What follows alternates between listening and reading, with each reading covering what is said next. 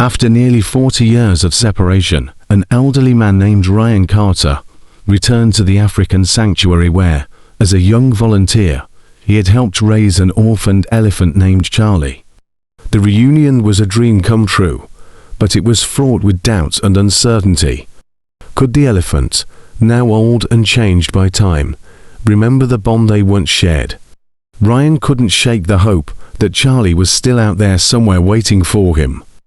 What followed would touch even the hardest of hearts. At 63, Ryan was returning to Africa, a place he hadn't set foot in for nearly 4 decades. Holding an aged photograph of a young Charlie, he questioned whether the elephant still existed in the same way in his heart. The photo showed Charlie as a playful calf, his expressive eyes full of innocence, a reminder of Ryan's youth and the bond they once had. As he walked into the sanctuary, Ryan's emotions overwhelmed him, memories flooding back like waves against the shore. The sanctuary had grown immensely since his time here, now a bustling reserve filled with tourists and researchers. But it was still home to Ryan. He met Emma, the young ranger in her late 20s, who introduced herself as the daughter of his old colleague, Max. "My dad used to tell me stories about you and Charlie," she said warmly, offering a comforting smile. "You two were inseparable."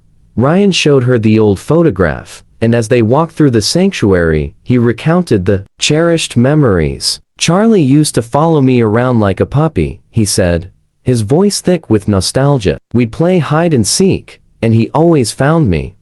But Emma, listening carefully, warned him, "You should prepare yourself, Ryan. It's been so long." Elephants have strong memories, but nearly 4 decades is a lifetime. The emotional tension builds. As Ryan approached the main grounds of the sanctuary, his heart raced. Charlie had been spotted a year ago, and though he was one of the oldest elephants there, no one had seen him respond to a person in the way Ryan had hoped. "I just have to see him," Ryan whispered, his voice filled with determination. Even if Charlie didn't remember him, Ryan needed to know that his old friend was all right. The vast landscape of the sanctuary unfolded before him, but it no longer felt like the modest sanctuary Ryan had once known. It was now a place filled with tourists, making it hard for him to feel the same connection he had with the land. But Ryan's heart still beat for this place, for Charlie. As he passed the training pens, young elephants played, reminding him of Charlie's playful nature. He smiled at the thought. In the afternoon, Emma took him to see Max, who had come out of retirement upon hearing Ryan was back. "Good to see you, Dan," Max greeted, his eyes still alight with curiosity despite the years. They walked side by side, reminiscing about their old days at the sanctuary, and as Max spoke, Ryan began to feel an undercurrent of anxiety. Would Charlie still remember him? Would the bond they once shared survive the years? Max's words tempered Ryan's expectations. "We've seen Charlie up close a few times. He's different now. Wiser, yes, but also more reserved. The years have changed him." Ryan's heart sank, but he refused to give up hope. "I have to believe that the Charlie I remember is still in there," he said softly. The moment of truth. The next day, the reserve held a special event for visitors to observe the elephants in the open fields. Ryan knew Charlie would be there. His heart pounded with anticipation. As the elephants emerged, the crowd buzzed with excitement. And then Ryan saw him. The towering, majestic elephant, his tusks long and elegant, his skin thick with age, and yet his movements carried the same grace Ryan had recognized all those years ago. Charlie stopped and, for a fleeting moment, Ryan's eyes met his. A spark of recognition flickered in the air, igniting a hope that had been buried for so long. Ryan called out to Emma, explaining what had just happened. She suggested Ryan move closer once the event ended. As the crowd dispersed, Ryan took cautious steps forward. He held out the photograph, his voice trembling, and called Charlie's name. "Charlie, it's me. Do you remember?" The elephant's ears flicked, but there was no clear sign of recognition. Ryan felt his hope falter. Was this it? Was this as close as he would get to reigniting their bond? Then something unexpected happened. Another elephant nudged Charlie, and for a split second,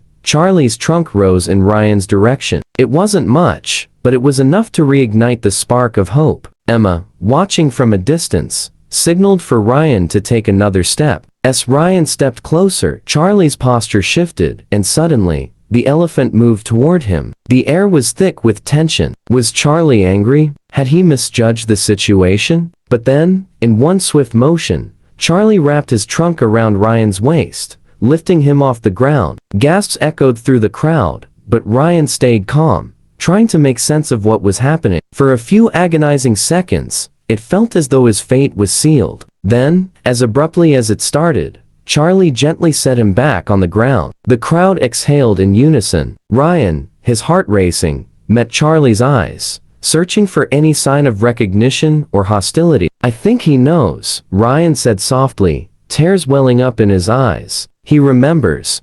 Charlie's trunk reached out hesitantly, touching Ryan's face with tenderness. Slowly, the elephant's demeanor softened, and Ryan whispered, "I never forgot about you." In that moment, a profound connection was rekindled, one that had withstood the test of time. Charlie's next action, a deep rumbling purr, brought tears to Ryan's eyes. The sound, so familiar from their past, filled the air. The crowd, witnessing the extraordinary bond between man and elephant, murmured in awe. Emma, eyes wide with wonder, whispered, "I've never seen him behave like this with anyone." Ryan smiled, overwhelmed with joy. "This isn't just a coincidence. This is Charlie. My old friend is still in there." The reunion wasn't just a meeting of two beings, it was a testament to the power of memory, love, and resilience.